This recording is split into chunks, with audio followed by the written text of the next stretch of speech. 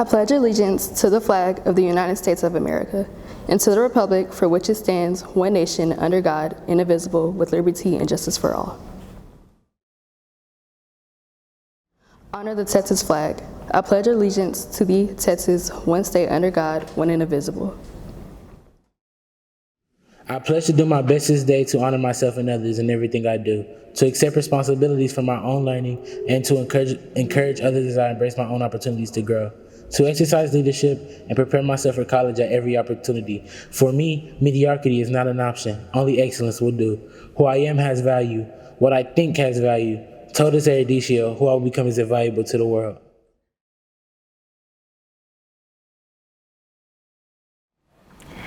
Good morning, I'm Ashley Gomez and here are your Luna announcements for the day. Today is Thursday, September 30th, 2022, and it's a B-Day. Celebrity birthdays today is the artist T-Pain. Today in history, the USS Nautilus, the world's first nuclear-powered vessel, was commissioned by the US Navy. The weather is beautiful outside. Right now it's a cool 59 degrees, but we'll see the temperature climb to about 80 degrees, making it a pleasant fall day. Keep the great state of Florida in your prayers as they recover from Hurricane Ian. The Cafe Luna is serving pepperoni and veggie pizza with garden salad and green beans. Hope y'all enjoy, because I sure won't. War of the Grades Dodgeball Tournament is scheduled for Friday, October 7 from 4 to 5. Tickets are $4. There will also be concession stands and music. Purchase tickets in the front office. Spirit Week starts October 3rd, Monday. Pay $10 for the week so you can take part of all events or pay daily. See Ms. Crane to purchase passes. Today at 6:30, the Lady Owls volleyball team will have their first home game against Uplift Heights, so please stay after school and cheer them on to victory. Congratulations to the boys flag football team getting their first victory this past weekend. They will play Advantage Academy Grand Prairie West Saturday, October 1st at 10 a.m. at the AAGPW field. Make sure you get out and cheer them to victory. Go Owls! Homecoming voting starts today, and don't forget to pick up your masquerade tickets for the homecoming dance. See Ms. Mesa for tickets. Those homecoming proposals are coming in, so if you have any photos or videos, send them in so we can run them during our show. Teachers, we also need chaperones. Check this week's memo to sign up for information. This is Hispanic Heritage Month, and flyers are posted throughout the building about upcoming events. October 5th, dress in Hispanic culture. As for the Hispanic Festival, we will have food, folklorico, and more.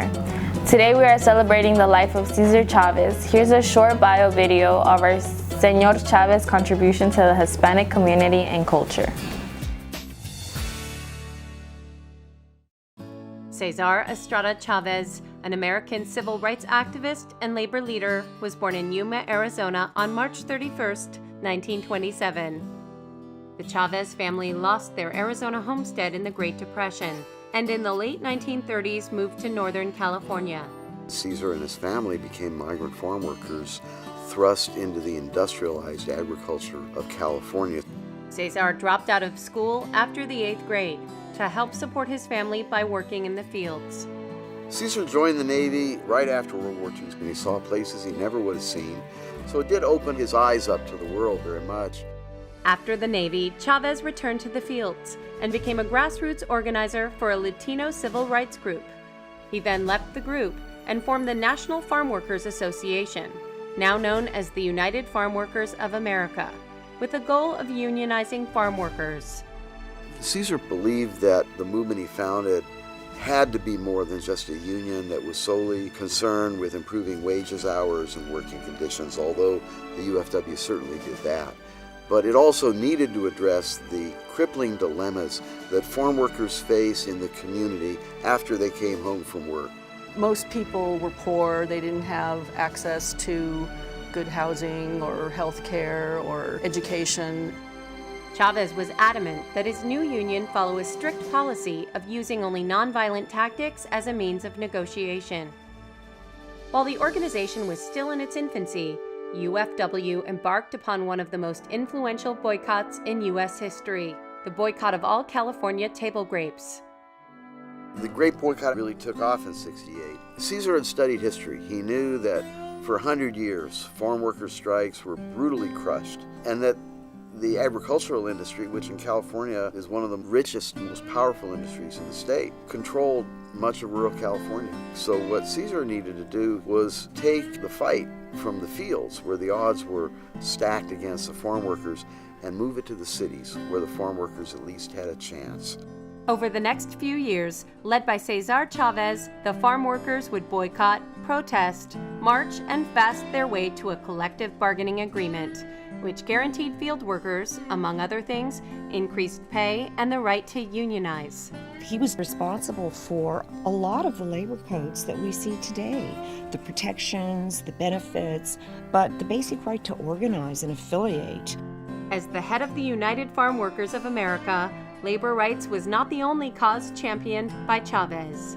Cesar's commitment to social justice went far beyond the farm workers. In the 1960s, he was a strong and vocal opponent of the Vietnam War. In the 1970s, Cesar was an early and vocal supporter of gay rights. Also not a popular position, especially at that time, among his own constituency. Cesar Chavez died in his sleep on April 23, 1993. He was survived by his wife Helen, their 8 children, and 31 grandchildren.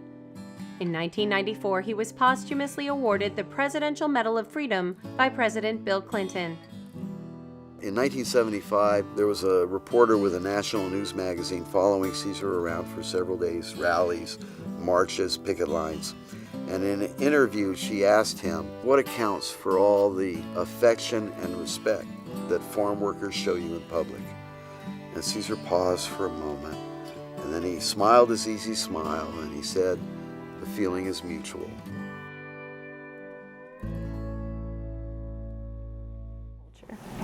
Thank you, Cesar Chavez, for your contribution to the Hispanic culture.